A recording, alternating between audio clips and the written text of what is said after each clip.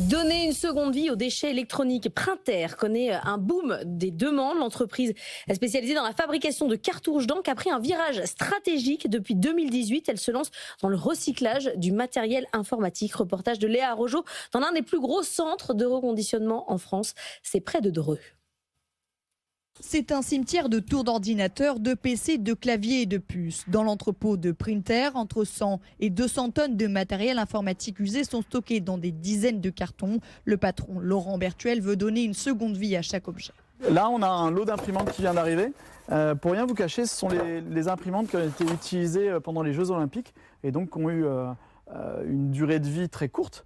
Et donc ces éléments-là, on va les tester, voir s'ils sont parfaitement fonctionnels, on va les nettoyer et une fois qu'on a testé tous ces paramètres et changé les consommables d'usure dedans, eh ben, c'est une imprimante qu'on va pouvoir recommercialiser soit en France, soit à l'étranger. Mais avant cette étape, il va falloir transformer ces déchets électroniques. Pièce par pièce, près de 80 techniciens changent les disques durs, les écrans ou formatent la mémoire des appareils, une étape clé à laquelle tiennent les clients. Donc là, on se trouve dans l'endroit où on va réceptionner les ordinateurs qui contiennent des données clients et donc qui sont stockés dans une zone sécurisée.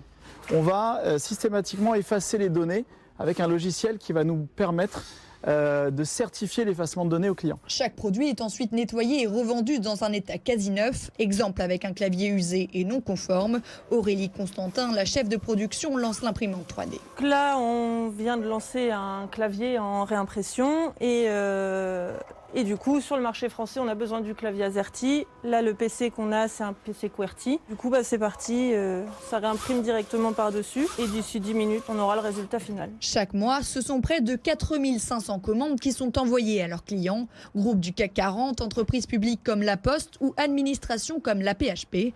Pour Laurent Bertuel, la loi AGEC qui demande à chaque administration de s'équiper d'au moins 20% de matériel informatique recyclé a entraîné une prise de conscience générale. Depuis 2023, il y a une forte hausse de produits reconditionnés pour deux raisons. Parce qu'il y a un véritable besoin d'avoir des produits qui ont moins d'impact carbone.